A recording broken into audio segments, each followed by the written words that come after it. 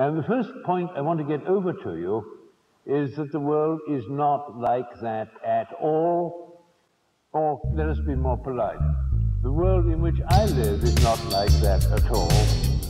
Bienvenue sur Radio Recyclerie, le podcast des idées, des débats et des écologies, à écouter en accès libre sur larecyclerie.com. Faut-il romantiser le retour à la Terre, quitte à idéaliser ce mouvement hétérogène ? Nous tentons de répondre à cette question avec Catherine Rouvière, Édouard Bergeon, Ophélie Damblé et le public de la Recyclerie.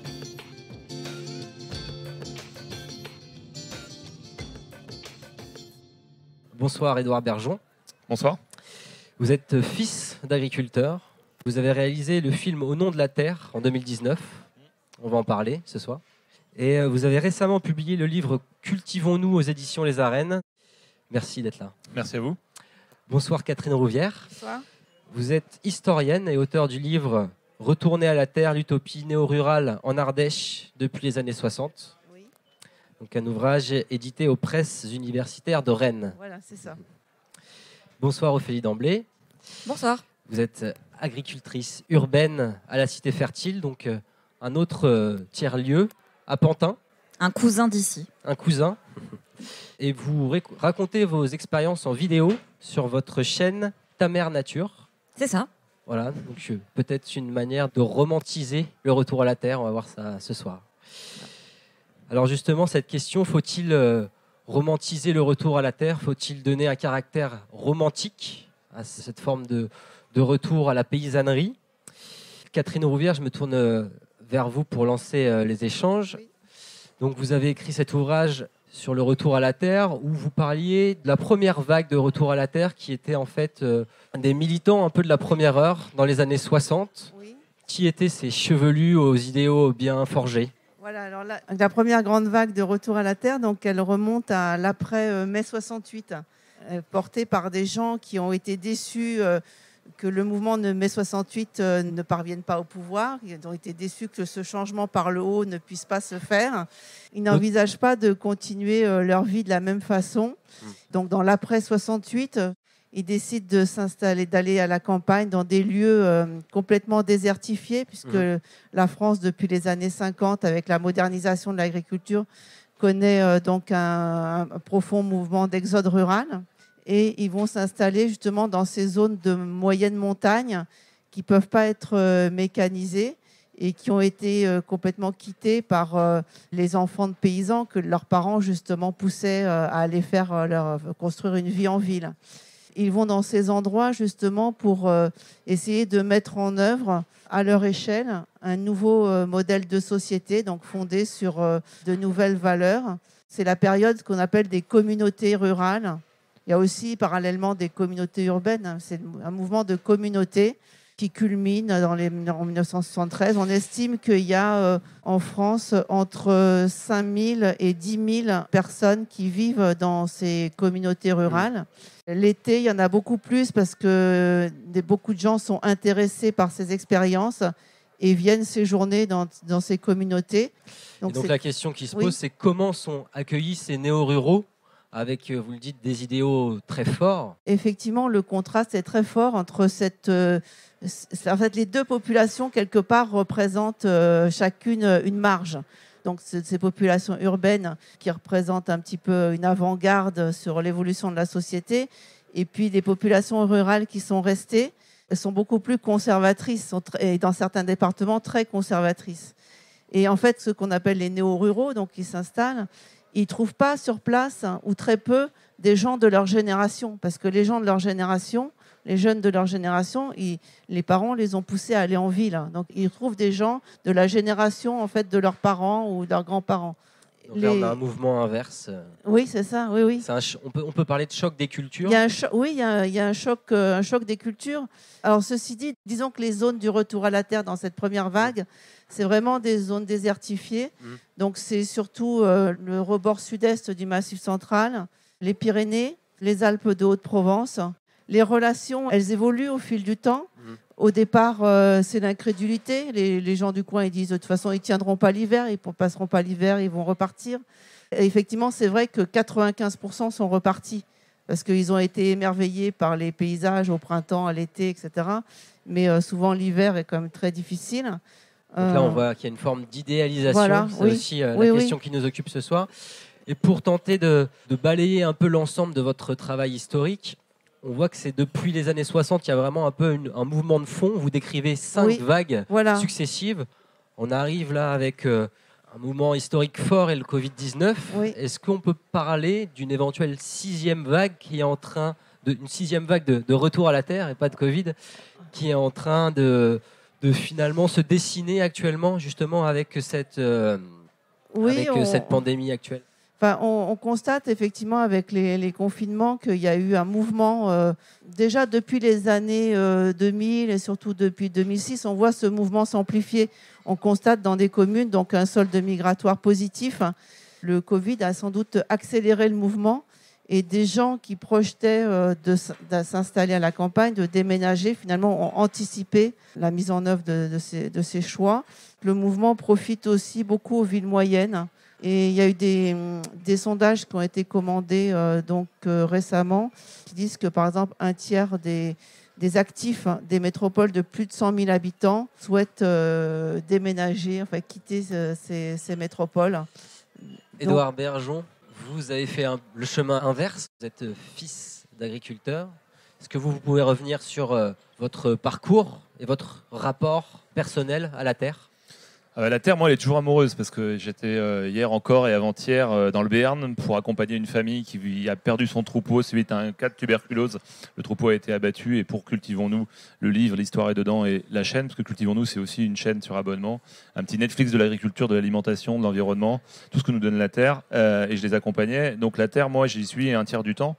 La terre, elle nous donne tout. Sinon, vous vivez ici à Paris. Je vis en région parisienne, mais j'ai créé Cultivons-nous dans la Nièvre, puisque dans la Nièvre, on a un maraîchage pour nos restaurants, parce qu'on a aussi des restaurants à Paris.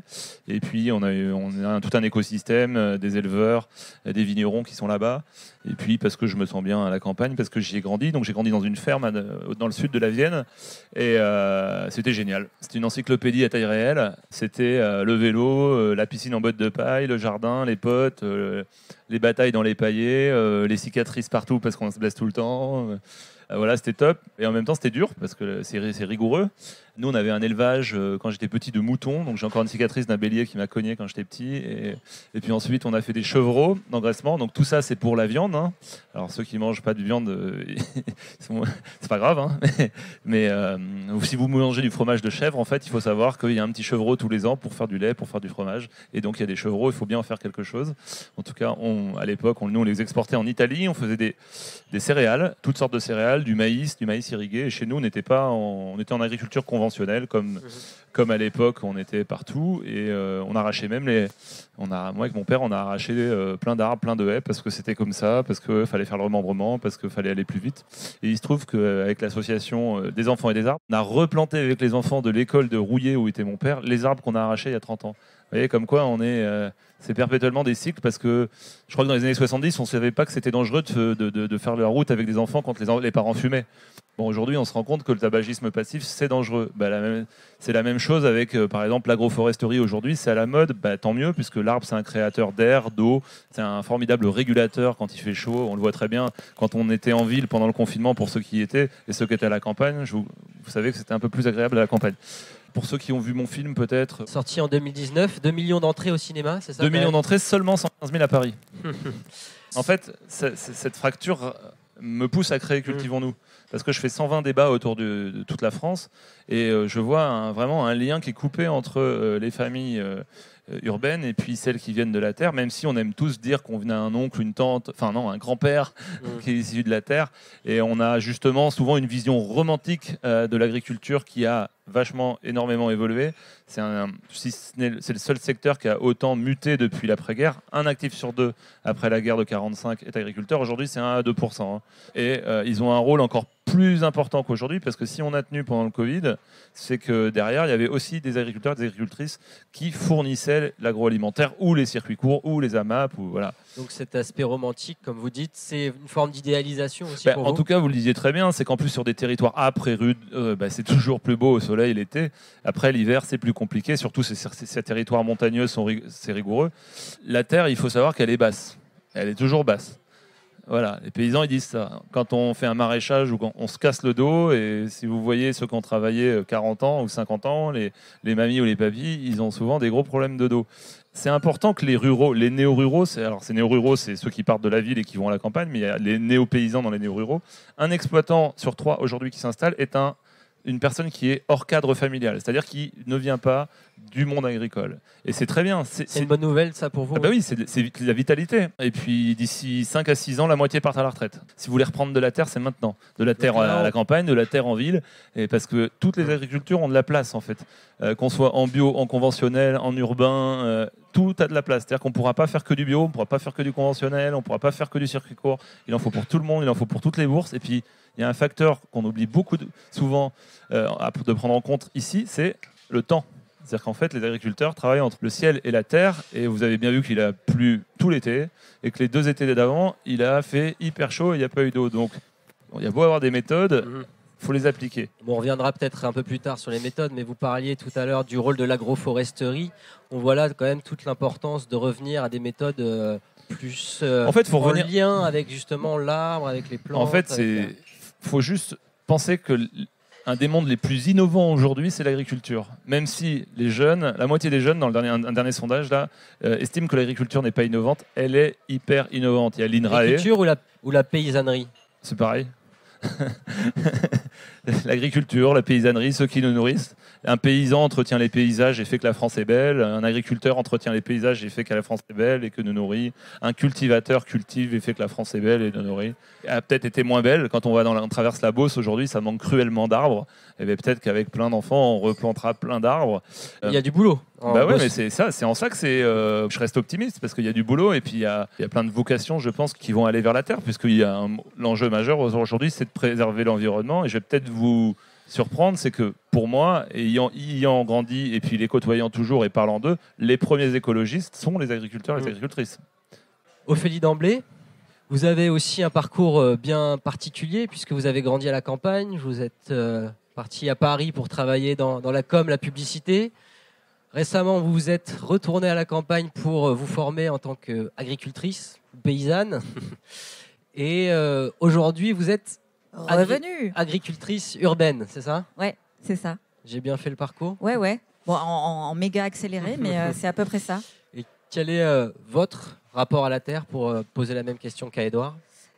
Il est loin d'être fantasmé, puisque ayant vécu la majeure partie de mon enfance à la campagne jusqu'à mes 17 ans, on va dire qu'un tiers de mes camarades de classe au primaire étaient fils et filles d'agriculteurs. Et à l'époque, donc dans les années 90, le métier de paysan était loin d'être valorisé. Et chez moi, dans le sud, en Ariège, on dit paysous. Et quand on dit paysous, c'est très péjoratif. Le paysous, c'est le benet, c'est celui qui n'a pas reçu un savoir, qui est parfois un peu débile. Et quand on te traitait de paysous, tu n'étais pas très content. C'était à la fois un métier dont on était tous très proches, puisque moi, je passais mes dimanches après-midi chez mes copains dans la ferme. Les premiers jobs, quand on a 14 ans, c'est dans les champs de maïs. C'est vraiment le premier job qu'on fait tous quand on est adolescent dans la région. Et pourtant, c'est à aucun moment un métier qu'on a envie de faire et qui est complètement dévalorisé, effectivement, y compris par les parents. J'ai tout fait pour m'en extraire, aussi parce que je venais d'un milieu parents-prof, parents-instit, et donc on valorisait beaucoup plus la culture, et donc j'ai tout fait pour aller à la capitale, profiter de cette culture. Et pourtant, ce monde de paysans agricoles attire de nouveau aujourd'hui? Ouais, alors ça dépend. On le voit justement avec cette velléité de retour à la terre. Édouard Bergeon a l'air qu'à moitié convaincu. Il y a un mouvement d'exode urbain et puis de néo-paysans qui viennent de la ville, parce que souvent en ville on manque de la terre, on est complètement déconnecté du sol, on est complètement hors sol, et donc il y a un moment que moi j'ai vécu très, très simplement, c'est qu'on a un besoin viscéral de retourner à la terre, parce qu'on est mal en fait d'être aussi déconnecté de la terre. Et pourtant je vis ma meilleure vie à Paris, justement, j'ai cet accès à la culture qui me manquait en milieu rural. Forme de retour à la terre en ville, on peut le dire. Et donc, moi, j'ai besoin de ce retour à la terre en ville aussi pour faire la passerelle entre le monde rural et le monde urbain. Il faut aussi des gens dans cette zone-là pour que ces citadins qui sont autant déconnectés du sol comprennent un petit peu comment ça se passe à la campagne et quel est ce métier-là de paysan. Une fois qu'on a compris comment pousse une tomate, peut-être qu'on aura un plus grand respect quand on va acheter sa tomate chez son primeur. Et donc, il y a aussi cette transmission à faire entre les deux. Pour moi, il n'y a pas de clivage entre le monde rural et le monde urbain. Et pourtant, y a-t-il des fantasmes liés aujourd'hui justement à ce retour à la terre où on trouverait repos, bien-être, cadre de vie, des arbres, des petits oiseaux?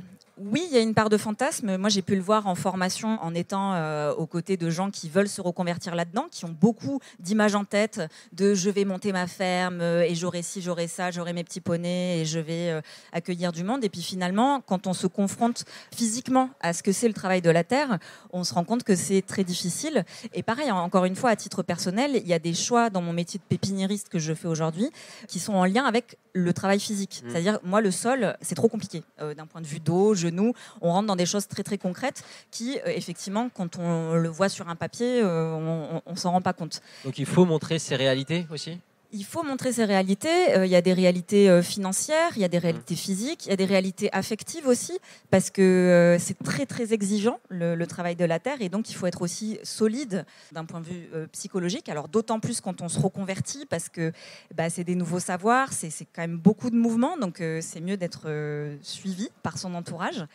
Est-ce que vous avez des grands conseils comme ça que vous pourriez nous donner pour une éventuelle reconversion? On attaque tout de suite sur les conseils. Allons-y sur les conseils très pragmatiques. C'est déjà de prévoir 3 fois plus de temps que prévu, parce qu'en fait, ça prend toujours plus de temps que prévu, une reconversion.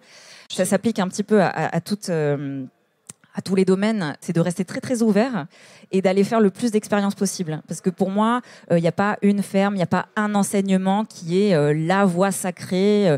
Et chaque terre a aussi sa spécificité. À chaque fois, on rentre dans des microclimats et donc il faut aussi se dire que là où on va s'implanter, cultiver, ce ne sera pas exactement pareil qu'à 1 kilomètre. Et donc aussi garder ce truc-là d'ouverture et d'aller piocher à droite à gauche. La terre, c'est pas de la pâtisserie, c'est pas une science exacte, c'est aussi une histoire de sensible. Et donc, voilà, il faut rester humble, faire de la couture sur mesure. Oui. Sur les terres. Il y a aussi un rapport au temps qui change. Aujourd'hui, on est dans une société qui nous demande de ne jamais être en retard, d'être dans une forme de productivité, toujours il faut être à 100%, il faut être à 120%. Mais dans la nature, on n'est jamais à 100%. On est dans un autre temps qui est beaucoup plus long. Et effectivement, il y a une histoire d'humilité à avoir et de non-contrôle des choses. Je me suis un peu détendue sur ce truc-là, parce qu'en fait, on n'est pas maître de la nature. Elle est bien plus compliquée et on fait partie d'elle. Et donc, il faut aussi avoir ce lâcher-prise. Moi, je vais compléter. J'ai grandi à la ferme, j'y ai travaillé jusqu'à mes 20 ans. Les emmerdes, il y en a 50 tous les jours et c'est jamais les mêmes. Les pannes, elles arrivent le soir, le week-end ou pendant les espèces de vacances. Il y a autant d'agriculture qu'il y a de fermes. Et puis après, c'est un travail où il faut faire 15 000 métiers. Aujourd'hui, l'administratif, il est énorme. Exemple, vous faites une transformation de lait pour faire du fromage ou des légumes et que vous voulez vendre dans un marché, c'est que faut faut soigner les animaux, faut fabriquer, et puis après, faut aller vendre, et puis après, il faut l'administratif, faire la compta. C'est-à-dire qu'en gros, c'est du tous les jours. C'est-à-dire qu'après, quand on s'engage, c'est fabuleux, hein, franchement. C'est pas un métier, c'est une vie. Donc quand on est à deux, il faut bien se questionner, faut se dire on y va ensemble, on peut le faire tout seul, il faut bien s'entourer, il faut voir qui y a autour de soi, il faut s'entraider, même si c'est de plus en plus difficile. C'est pas un gadget en fait, on pourrait imaginer que ça peut être une mode. Là, il y a eu un exode rural, maintenant il peut y avoir un exode urbain. Et tout ça est très réjouissant, je le disais, mais je ne suis pas là pour vous décourager, parce qu'il ne faut pas casser un rêve, et c'est vraiment fabuleux que de nourrir les gens, quoi. D'avoir un rôle nourrisseur, nourricier, c'est extraordinaire. Mais ça reste quelque chose de compliqué et d'harassant, avec beaucoup de travail.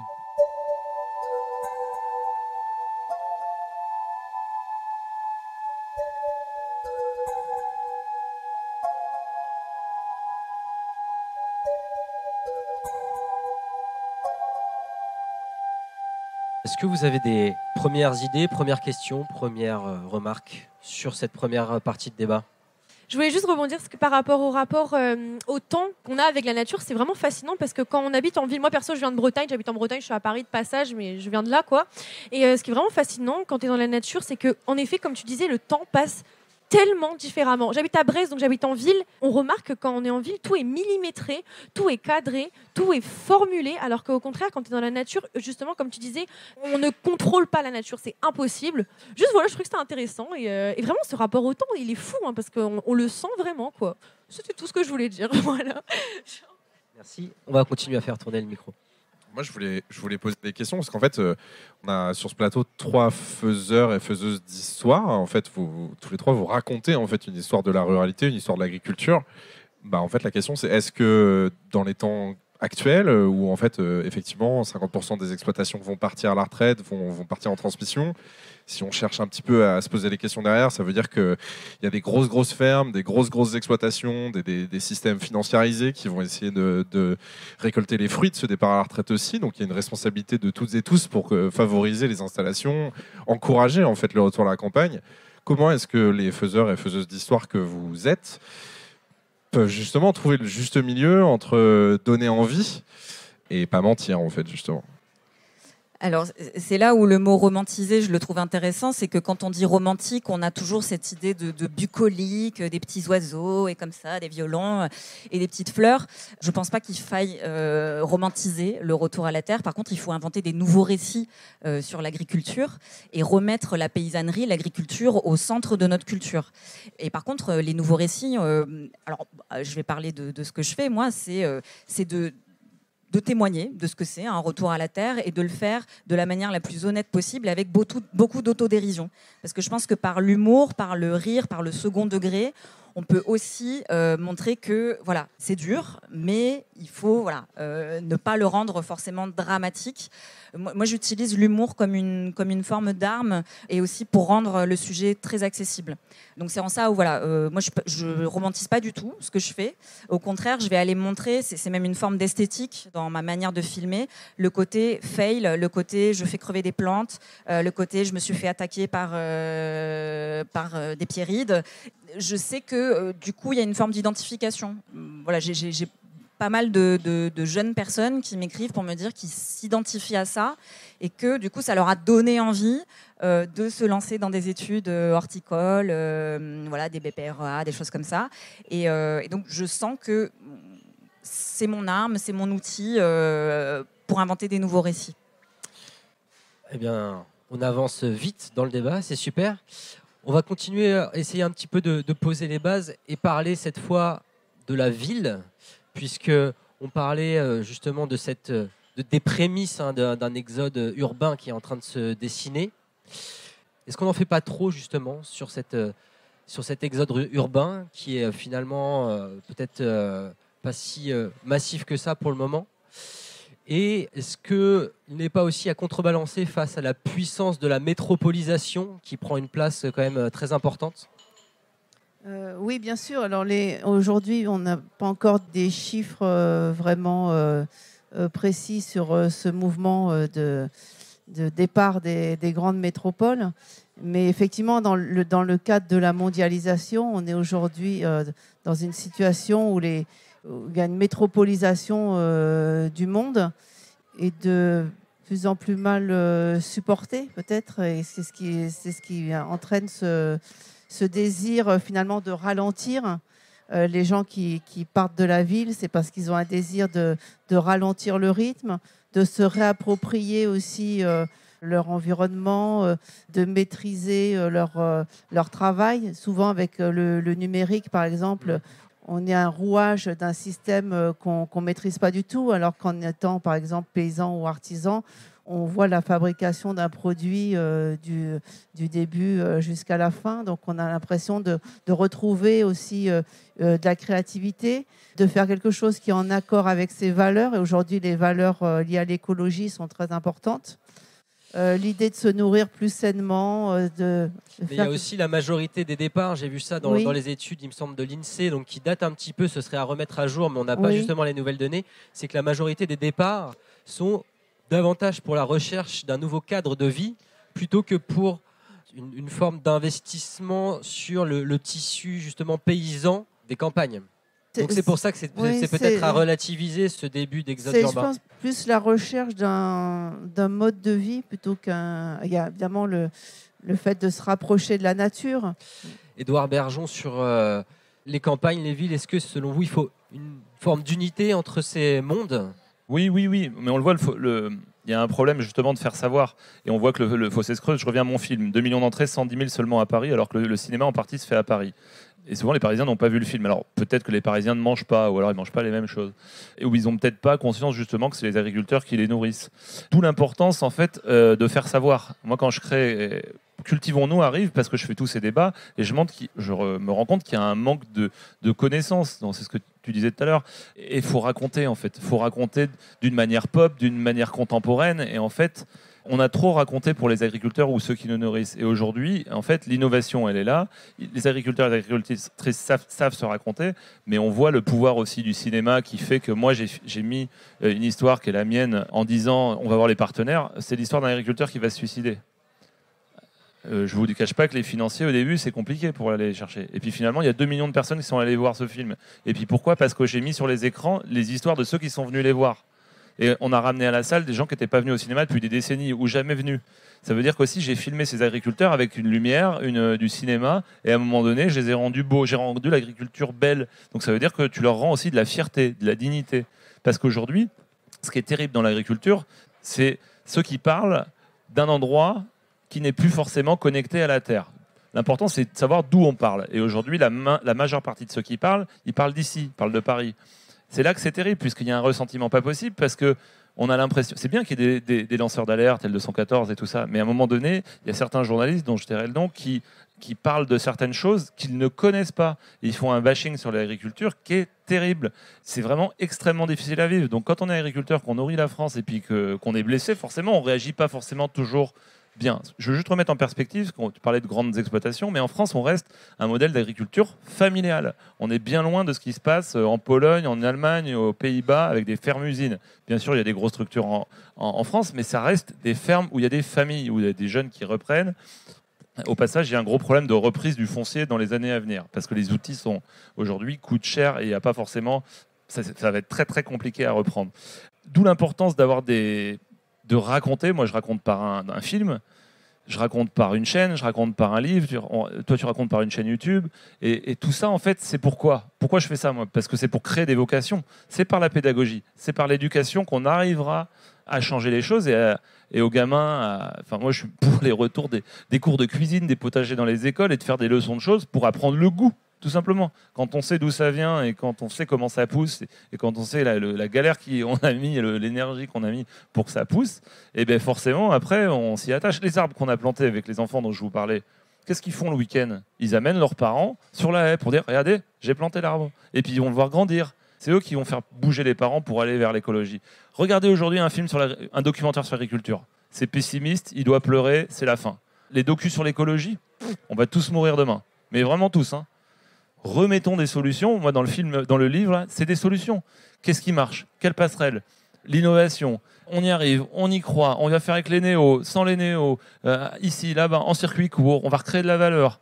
Et forcément, tout n'est pas rose, mais à un moment donné... Voilà, il y a aussi tout un chapitre sur les réalités, je crois qu'il s'appelle « Drôle de vie d'agriculteur ». Je vous le disais, on y passe. Moi, on s'est dit tout à l'heure, que penses-tu de la question ? Faut-il romantiser le retour à la Terre ? Je dis, putain, c'est bien une question de Paris, ça.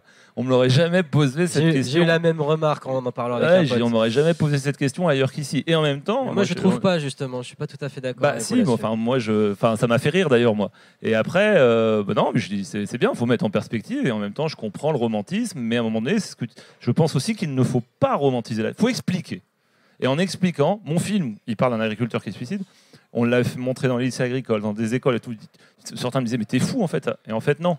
Derrière, ça a fait changer des modèles ou ça a justement créé des vocations. Quand on explique, qu'on ouvre le débat derrière et qu'on libère la parole, eh ben, ça crée des choses assez géniales. Mais ce n'est pas qu'une question de Parisiens, dans le sens où ça peut être aussi des ruraux qui peuvent être amenés à se poser cette question. Est-ce qu'il faut tenter justement de pousser vers des nouveaux récits, de créer des grands récits, de replacer les paysans au cœur de ces grands récits. Ils le font déjà et puis ils y sont déjà au cœur. Mais à un moment donné,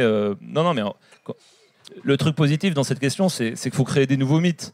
Donc à un moment donné, il faut ouvrir. On n'a pas encore trouvé les nouveaux Jean Giono, mais on est là pour parler et puis justement pour le retour à la Terre. Oui, c'était une bonne nouvelle et puis il y a un enjeu. Il va falloir nourrir 10 milliards de personnes en 2050. Donc il va falloir des bras parce que on s'est rendu compte pendant le Covid que l'agriculture française dépendait de l'immigration. 250 000 emplois qui dépendent des Marocains et des pays de l'Est pour aller cueillir et ramasser. C'est très très compliqué aujourd'hui de trouver de la main-d'œuvre pour aller ramasser et cueillir. Donc là, c'est là qu'on questionne. Très bien d'en rendre compte aussi de cette réalité. Catherine Rouvière, vous vouliez moi, réagir là-dessus? Je voulais dire, oui, il faut distinguer quand même deux grands types d'agriculture et savoir un peu quelle agriculture on veut, parce que bon, les agriculteurs qui se suicident, c'est ceux qui sont en agriculture conventionnelle. Ceux qui sont installés en circuit court échappent à la logique du marché, des prix qui sont fixés par le marché, et arrivent peut-être davantage à s'en sortir en travaillant par exemple avec 2 AMAP. Beaucoup arrivent à tirer un revenu. Et puis c'est vrai qu'à la campagne, les dépenses sont moindres. Donc effectivement, les salaires qu'ils peuvent avoir à la campagne sont bien inférieurs à ceux qu'ils avaient en ville, mais le coût de la vie est un peu moins cher. Ophélie Damblé, vous définissez comme agricultrice urbaine.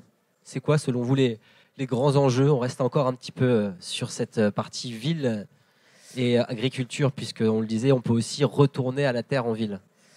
Oui, alors juste pour peut-être compléter ce qui se dit, je pense qu'on arrive à une ère aussi aujourd'hui où on ne va pas faire que le métier d'agriculteur ou d'agricultrice. On va aussi s'inventer des nouveaux modèles. À titre d'exemple, je ne suis pas que pépiniériste, je suis aussi auteure, créatrice de contenu, animatrice.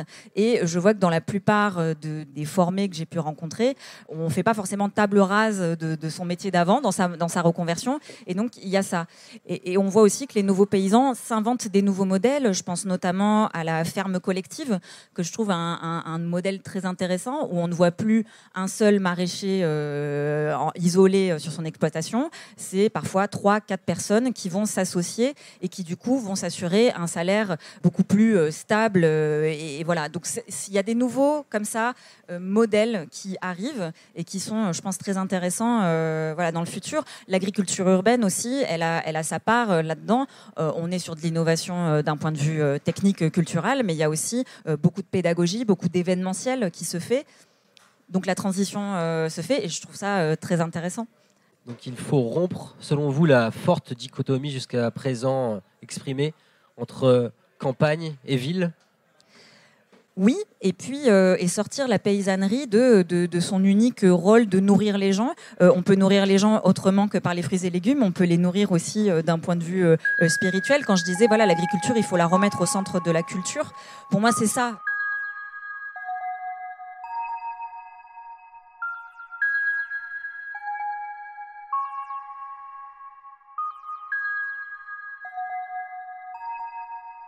Est-ce que vous souhaitiez réagir sur ce tour de parole? Moi, je trouve ça assez intéressant qu'on ait relevé le fait que cette question était une question de parigot.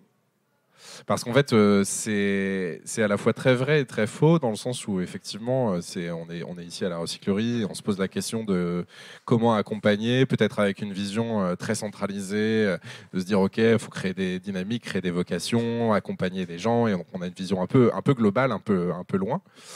Et en fait, c'est une question qui serait peut-être pas formulée de la même manière, mais qui est en réalité dans un coin de la tête de beaucoup de paysans aujourd'hui qui sont à 1 an ou à 2 ans de la retraite, qui se demandent à qui ils vont pouvoir donner cette terre et qui trouvent pas de repreneurs et qui essayent de donner envie aux jeunes. Alors c'est formulé avec une façon très parigot. Mais en fait, l'idée de fond, elle trotte beaucoup dans la tête de beaucoup d'agriculteurs. Et je dis ça en tant que fils d'agriculteur. Mon père part à la retraite l'année prochaine. Et mon père ne trouve pas un jeune paysan, une jeune paysanne qui pourrait avoir envie de s'installer et qui pourrait avoir envie de faire bouger les lignes. Il trouve uniquement des très très grosses fermes. Et donc, comment est-ce qu'on accompagne le retour à la ferme? C'est des vraies questions. C'est là où... Merci pour ce témoignage. Un appel est lancé peut-être ce soir. Ophélie?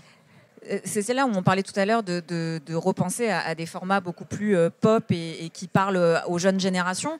À titre d'exemple, j'utilise Instagram, alors TikTok, je crois que je suis trop vieille, mais j'essaye.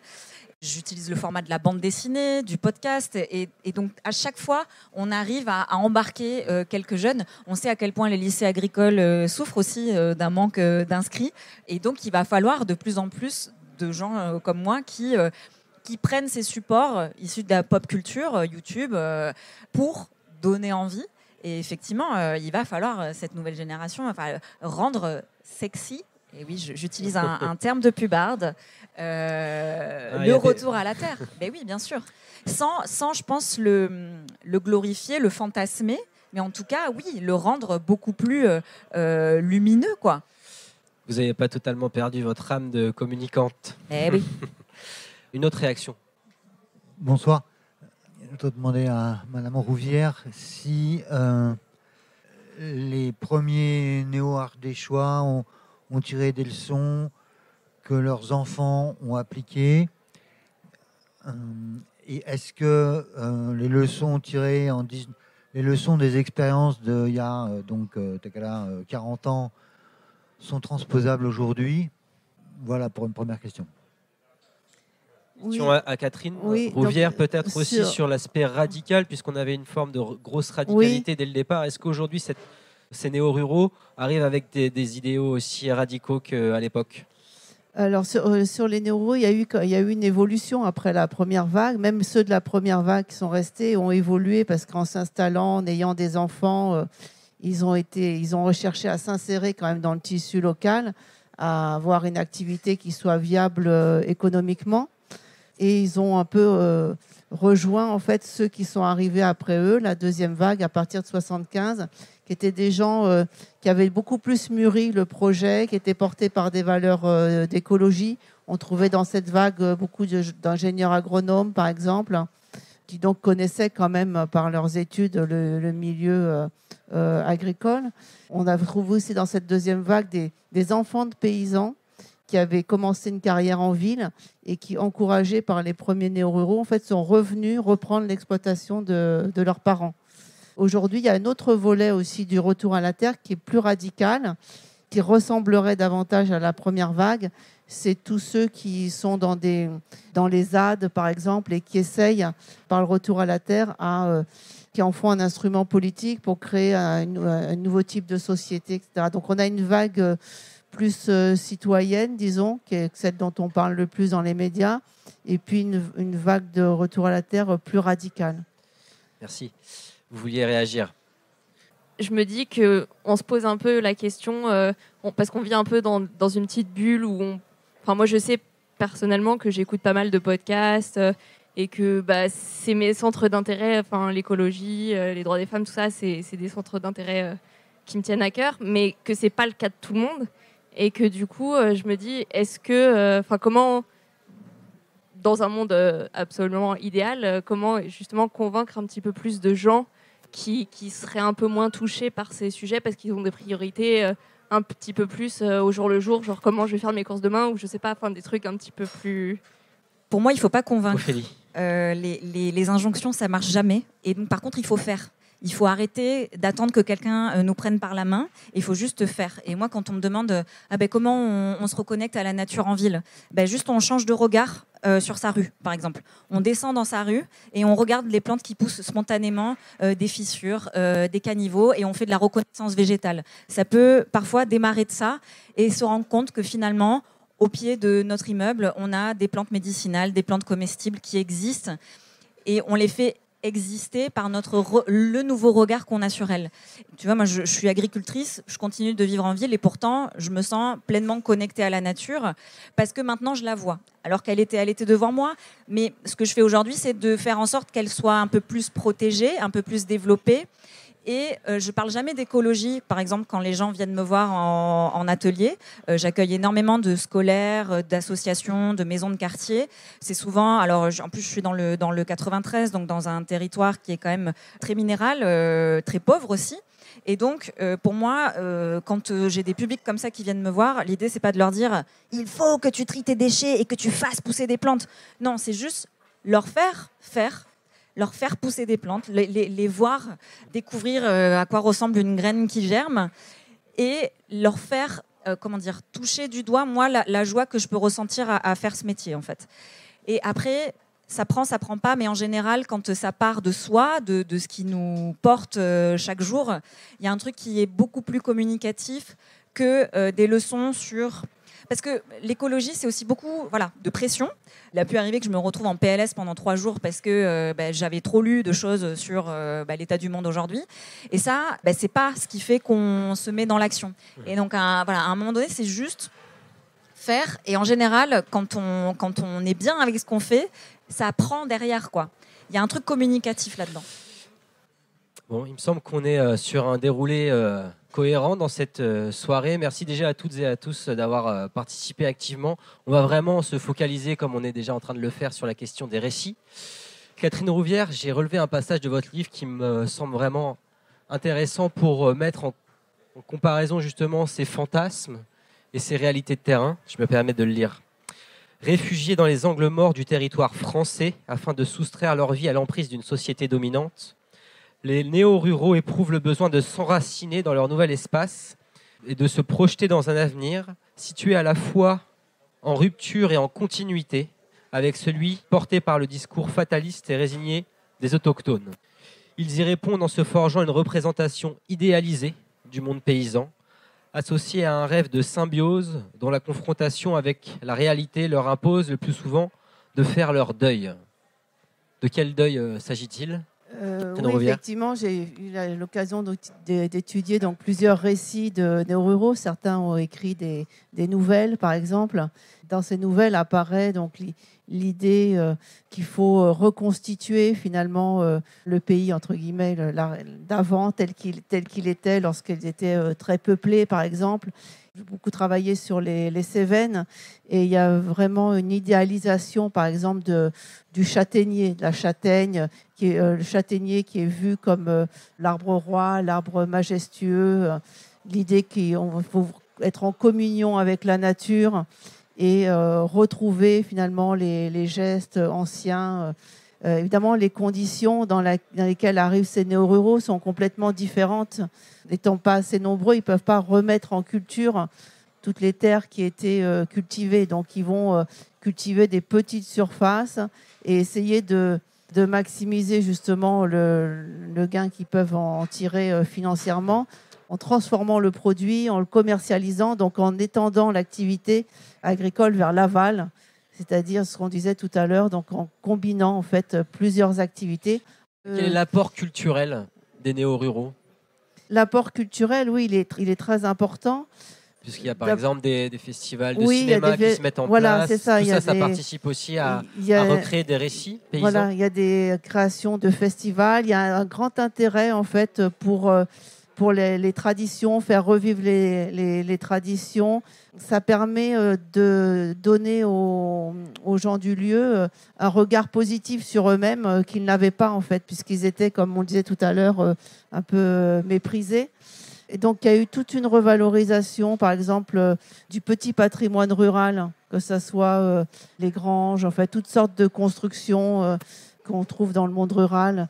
Par exemple, il y a des associations qui se sont créées pour transmettre les savoirs, par exemple, de la construction des murs en pierre sèche, des choses comme ça. Édouard Bergeon, je vous voyais en désaccord avec Catherine Rouvière sur certains points évoqués. Non, je ne suis pas en désaccord. Catherine parle d'une agriculture de certaines régions. Les terrasses et les pierres sèches, c'est vraiment les Cévennes, les plateaux. C'est pas, voilà, c'est vraiment vrai. Moi, c'est plus sur l'aspect de la représentation du monde paysan, j'avais l'impression. Non, j'étais dans la Lune. D'accord.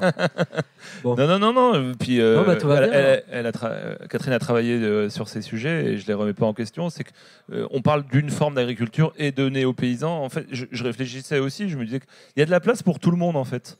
Parce qu'il y a des grosses structures, des moyennes, des petites, et généralement, quand on revient à la terre, on s'installe sur une petite structure, puisqu'on n'a pas forcément les savoir-faire, ou on va les apprendre, et puis surtout, on va vouloir valoriser ce qu'on fait. Et c'est plus simple de valoriser directement des légumes, ou de transformer du lait en fromage, que de se lancer justement dans une agriculture plus conventionnelle, avec un plus grand troupeau, ou des grandes cultures, comme on dit. Après, je disais tout à l'heure que tout doit coexister, parce que si on mange des produits laitiers, du pain, des pâtes, de l'huile et qu'on boit de la bière, c'est qu'il faut de l'orge, du blé, du lait blanc et tout ça. C'est une agriculture structurée d'une manière plus industrielle et c'est pas un gros mot. Et que tout ça, voilà, doit vraiment coexister. Donc Donc, Vous êtes pour le rapprochement des mondes. de toute façon, on n'a pas le choix parce que quand on est sur un territoire, on travaille, on cohabite. Et le but, c'est justement de ne pas faire que cohabiter, c'est de pouvoir avoir des liens ensemble, d'appartenir à des CUMA. CUMA, c'est des groupements qui, après-guerre, se sont créés pour partager du matériel, puisque forcément, ça coûte cher, les équipements, et on peut se les partager. Et en tout cas, ça, c'est des réseaux forts, c'est de l'entraide aussi. Il faut juste remettre en perspective qu'il y a de moins en moins d'agriculteurs, malgré le retour à la terre, et que les matériels, par exemple, sont de plus en plus gros. C'est pas grave, c'est de l'innovation. On veut de l'innovation pour le chauffage, pour la santé. C'est la même chose dans l'agriculture. Demain, il y aura sûrement une révolution agricole où peut-être qu'on utilisera plus ou beaucoup moins de chimie parce que des drones, on est déjà là-dessus, travailleront tout seuls avec des lasers pour aller arracher la petite adventice, la mauvaise herbe en question, ou lâcher des sauterelles, ou lâcher des coccinelles. Il faut se méfier aussi parfois des solutions technologiques. Ça ne passera que par l'innovation. Il y a un problème de L'innovation main-d'œuvre. peut être. Il y a un problème de main-d'œuvre. C'est qu'à un moment donné, faut revenir à la terre. Mais à un moment donné, pourquoi on refuserait l'innovation dans l'agriculture alors qu'on la refuse dans aucun autre domaine? Je ne parle pas de refus. Mais de prise de distance. C'est intéressant. Je le vois, moi, dans tout ce qui se passe, c'est ce qui nous sauvera. Après, c'est mon point de vue, mais quel pays renoncera à la croissance, par exemple? Aucun. Donc, à un moment donné, le but, c'est de préserver un maximum la terre, redonner de la vie au sol, et si ça passe par l'innovation, et ça passera par. À un moment donné, là, il y a un labo qui est en train de bosser sur un extrait d'algues qui fait qu'en nourrissant les vaches avec en partie ça, il y a une réduction de 80% des rejets de méthane de ces ruminants. Alors qu'on sait que c'est de l'innovation. Ça ne veut pas dire forcément... L'innovation est aussi dans la nature. Peut-être la croissance... Ça s'appelle du biomimétisme. Donc c'est de l'innovation. Édouard Bergeon, j'aimerais bien qu'on reste sur votre idée tout à l'heure, que je trouvais passionnante, de paysans comme les premiers écologistes. Ouais. Je vais continuer un peu avec mes définitions et mes lectures, après je m'arrête là. À l'entrée du mot paysan du dictionnaire de la pensée écologique, on peut lire les mots suivants. Le monde paysan, de par son interaction permanente avec la nature, construit des savoirs écologiques. Ces savoirs portent sur la connaissance des cycles de la nature et des transformations des écosystèmes avec une conception plutôt qualitative du temps qui s'écoule et de l'espace sur lequel s'organisent les activités productives et la vie quotidienne. Donc là, on voit vraiment le temps long, déjà. On voit le temps long. Et on voit aussi le savoir sensible dont sont porteurs les paysans. Le bon sens paysan. Est-ce pour ça que ce sont les premiers écologistes, pour leur lien viscéral avec la nature? Oui, puis ce sont eux, je le disais, qui travaillent entre le ciel et la terre au quotidien, et ce sont les premiers relais si on veut justement faire bouger les choses. Déjà, l'agriculture, après les océans, est le deuxième capteur de carbone. Les prairies, les arbres et tout ça. Il faut travailler avec eux, en fait. Donc, rappelle-moi la question. Attends, Les paysans premiers écologistes? Ouais. Non, mais oui. Je pense on leur a beaucoup tapé dessus, sûrement injustement, parce qu'il y a eu des dérives. À un moment donné, il y a eu trop. Mais il faut aussi parler de ce qui va bien. Si je vous dis, vous allez peut-être pas me croire, mais l'agriculture française reste une des plus durables du monde. Même s'il y a encore plein d'efforts à faire, je le conçois. Mais il y a quand même la majeure partie des agriculteurs et des agricultrices qui font attention, qui aiment leurs bêtes, qui aiment leur métier, et qui aiment la nature, et qui y vivent justement au quotidien dans la nature. Donc, faut être indulgent et faut plutôt faire avec que faire contre et taper dessus. C'est toujours pareil, hein. Quand on se fait taper dessus, on n'a pas envie de redonner la joue. Si on fait avec, on dit tiens, asseyons-nous, discutons et travaillons ensemble pour faire mieux. Ils ne demandent que ça, en fait. Donc l'énergie qui vient de la ville, en tout cas pour revenir à la terre, elle est bien sûr la bienvenue dans la ruralité pour ceux qui y sont déjà et pour les faire bouger les uns et les autres.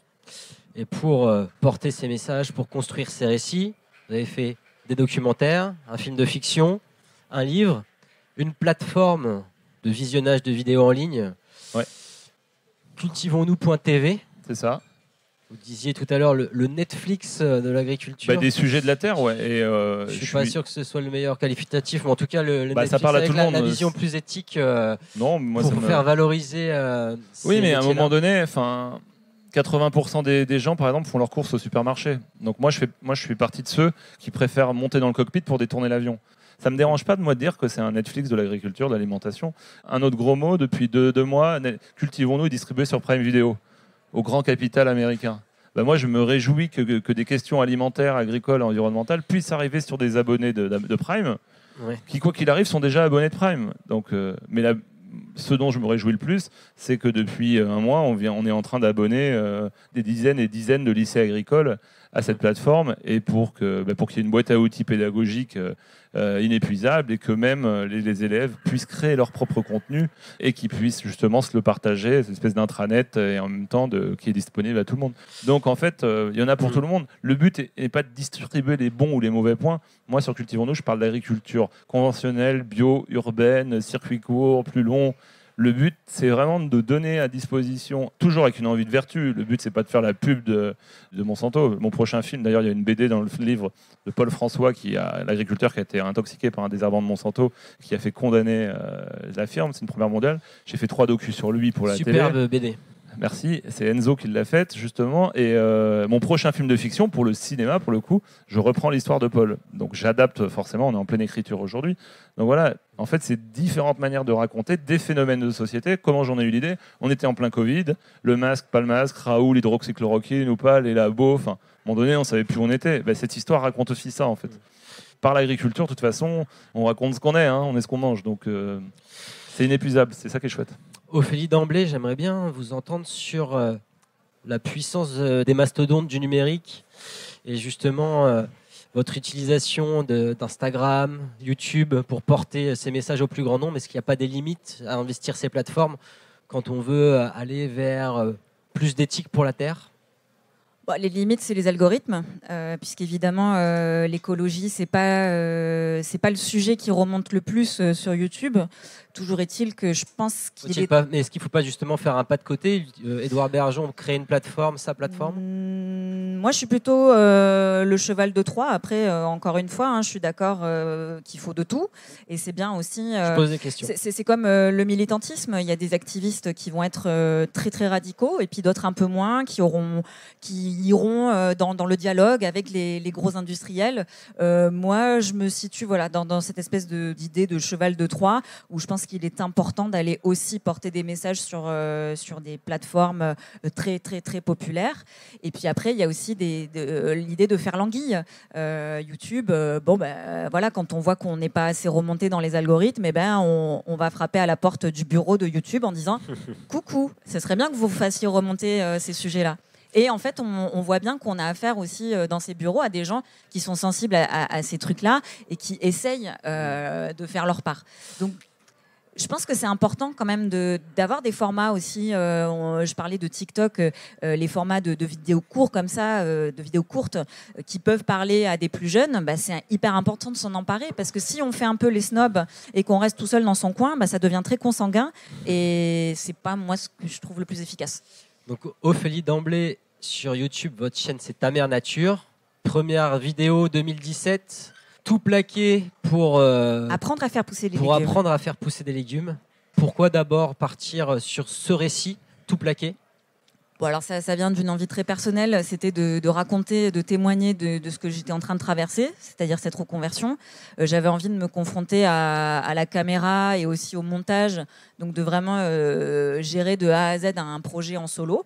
Donc ça a d'abord été ça, et puis finalement ce témoignage n'a pas qu'intéressé mes proches, il a aussi parlé à des gens qui s'identifiaient en fait à ce besoin de retourner à la terre. Et puis après, au-delà de raconter mon récit de changement de vie, je suis allée aussi rencontrer plein de gens qui se reconvertissaient, des néo-ruraux aussi, des gens qui étaient dans le métier depuis plus longtemps. Et puis après, il y a eu ce besoin de raconter ce que c'est cette nouvelle agriculture dont on entend parler, l'agriculture urbaine. Qu'est-ce que c'est? En fait, c'est plein de formes différentes. C'est de l'hydroponie, c'est de l'aquaponie, c'est aussi tout le sujet du compostage des déchets, puisque les citadins ont produit énormément de déchets. Donc l'agriculture urbaine, c'est aussi gérer ces déchets et les transformer en une matière qui pourra servir aux agriculteurs. Bref, c'est immense. Et en fait, là où moi, je fais ma part, c'est dans la transmission auprès peut-être des plus jeunes. Quand je vais dans des lycées, dans des collèges et que je fais des collabs avec eux. Il y a aussi toute la dimension, pour moi, de Green Guerilla, donc ce mouvement de réappropriation de l'espace urbain en le végétalisant, où là, il y a un côté un peu plus militant aussi, où je montre que finalement, on peut se réemparer de la ville, quand on a moins cet accès direct à la nature, en fait, de ne pas être victime de la ville et aussi de prendre part à sa transformation dans le bon sens. Et ça, les gamins, quand on leur dit que c'est de la désobéissance civile, que c'est un peu plus rebelle que l'image qu'on a aussi parfois des écolos, bisounours, on mange des graines, en fait, faire pousser des plantes, ça peut être aussi hyper rebelle, hyper urbain. Débétonné. Et bétonner, débétonner. Il y a les deux. Il y a cette idée de vivre avec le béton. Et débétonner, ouais. Évidemment, tout le sujet des cours d'école à débétonner, à les cours de prison, tout le sujet aussi de la sylvothérapie et de l'ortithérapie dans les EHPAD, dans les hôpitaux. En fait, c'est infini, le sujet de la nature. Il y a tellement de sujets que finalement, même en tant que citadin ou même en tant que non-paysan, en fait, on peut s'en emparer en fait, de ces sujets-là. On peut participer à son échelle. Catherine Rouvière, on quitte justement le YouTube pour aller sur quelque chose de radicalement différent. Vous avez travaillé sur les tenues vestimentaires et l'expression par le corps des néo-ruraux.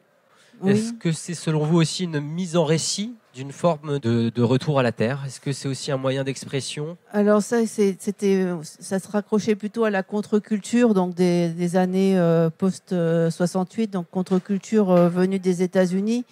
Et effectivement, il s'agissait de montrer pour les néo-ruraux, c'était les hippies plutôt, qu'ils étaient en rupture avec la société dominante, avec ses valeurs, donc opposer par exemple les cheveux longs, la barbe à la coupe donc carrée, etc. Brouiller aussi les codes du genre, par exemple en portant des bijoux, des boucles d'oreilles. S'approprier aussi des tenues qui étaient empruntées au monde du travail, par exemple, donc, ou à d'autres civilisations. Donc c'était pour effectivement par le corps montrer son opposition au modèle dominant. Est-ce que vous souhaitez réagir sur cette partie, la mise en récit du retour à la Terre? Oui. Est-ce que ça pourrait passer aussi par une évolution de l'esprit? C'est un truc auquel je crois trop et je veux pas lâcher ça. J'ai vraiment envie que... en fait, là, on parlait aussi d'une croissance d'un point de vue matériel, c'est-à-dire qu'on va évoluer de manière technologique afin que l'agriculture s'adapte du fait qu'il y ait de moins en moins de paysans. Mais est-ce qu'on peut compter aussi sur une évolution de l'esprit, une évolution psychologique du rapport à la nature par les humains? Voilà. Moi, je voulais revenir un petit peu sur la question de l'innovation, l'agriculture paysanne, donc, qui essaye de ne pas utiliser le moins possible de produits chimiques. On essaye de réinvestir donc, des savoirs anciens, mais en même temps de les coupler avec de l'innovation. Donc, par exemple, tout ce qui est permaculture ou agroforesterie, il y a énormément d'innovation, mais en utilisant des savoirs anciens aussi qui ont été accumulés pendant des siècles et qui ont été jusque-là beaucoup méprisés, en fait.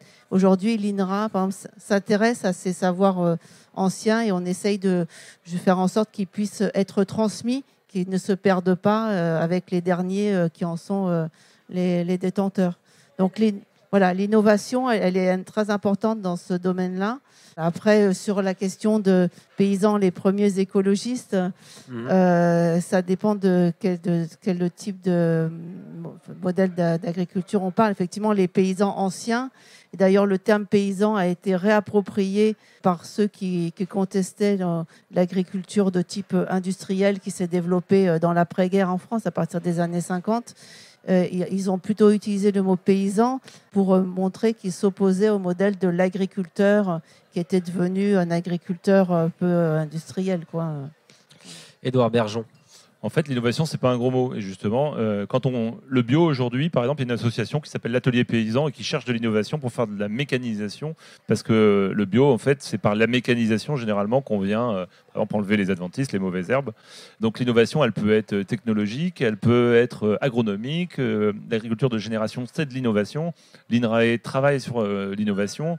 Peut-être qu'on arrêtera le glyphosate par de l'innovation en trouvant des choses qui viennent de la nature. Et tout ça, c'est de l'innovation, en fait. Il ne faut pas opposer. Ça veut pas dire industriel, l'innovation. Et on peut reprendre du bon sens. C'est de l'innovation, en fait. Et c'est en ça qu'il faut montrer que c'est innovant, c'est-à-dire que c'est attractif. Et c'est en ça qu'on peut faire venir des jeunes et des moins jeunes pour ce retour à la terre. Mais vraiment, c'est vraiment pas un gros mot. c'est le sens aussi de l'histoire.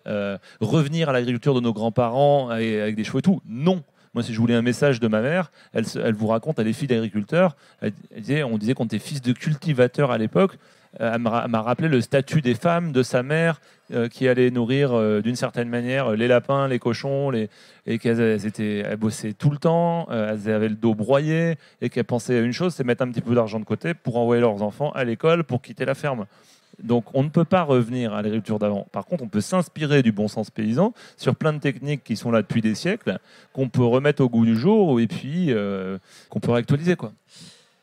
Pour compléter, mais très rapidement, samedi et dimanche, là, qui arrive, j'organise justement une projection du documentaire Paysanne de Gérard Guérin, qui est une série de portraits de femmes dans les années 70 et qui témoignent de leur quotidien, en fait, de qu'est-ce que c'est le travail à la ferme. Et voilà, si vous avez envie de voir, c'est assez touchant et c'était dur, je confirme.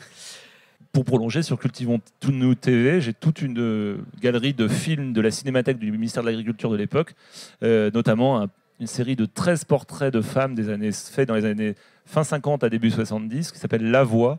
Et justement, c'est 13 portraits de femmes en milieu rural, pas qu'agricultrices. Et c'est très, très cinématographique. C'est des petits bijoux. Et c'est une série féministe, déjà, qui a été conduite par le monde agricole. Il faut savoir que c'est quand même le monde agricole, l'enseignement agricole crée les semaines socioculturelles et la discipline socioculturelle dans les années 70, je crois. Et en gros, c'est quand même, ils sont super en avance dans l'éducation à l'époque. Alors ça a été un peu perdu, mais ça revient. Parce que les agriculteurs sont formés par l'éducation agricole. Ça dépend du ministère de l'Agriculture et non de l'éducation nationale. C'est vraiment une spécificité. D'autres questions, réactions pour finir? Vous n'avez pas encore pris la parole. Alors moi j'ai une question. Si on partait sur le chemin aussi de ringardiser en fait le comportement de beaucoup d'urbains, qui est par exemple de se faire livrer ses courses sans choisir ses légumes, d'avoir ces trucs Deliveroo arrivés tout fait avec sans choisir en fait.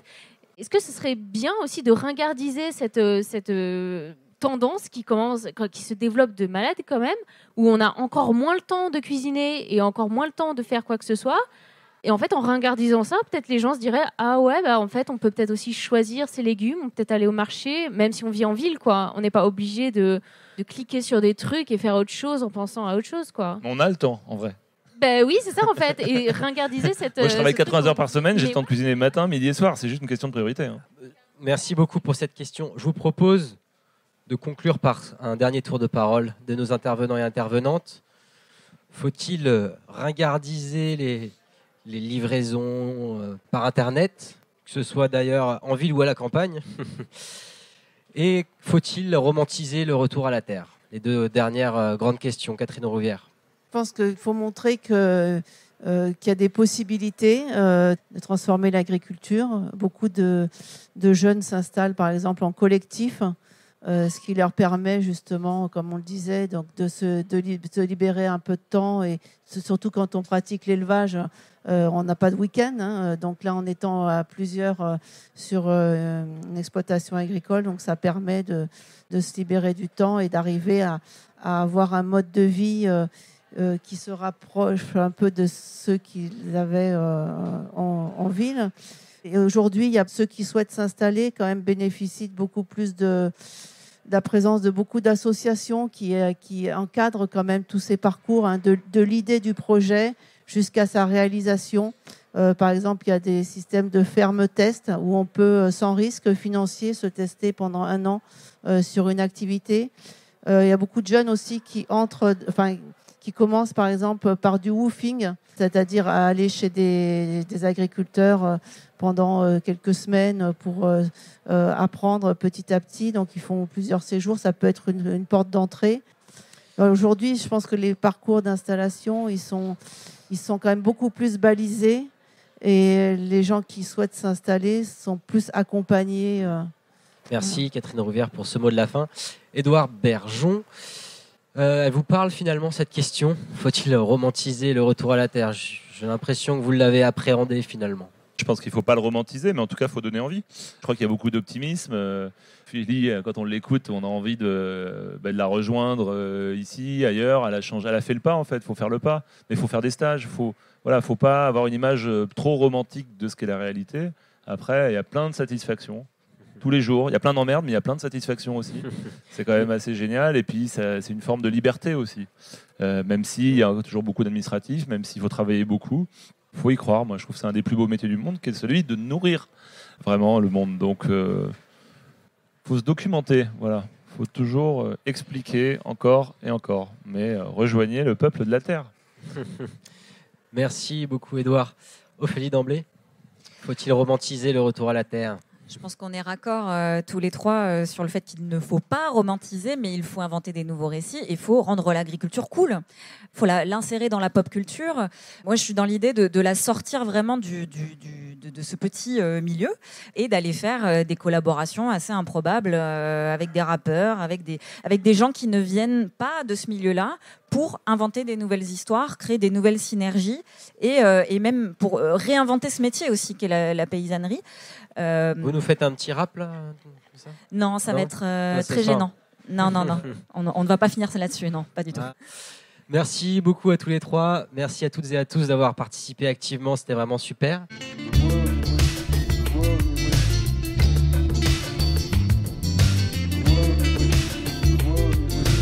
Merci pour votre écoute.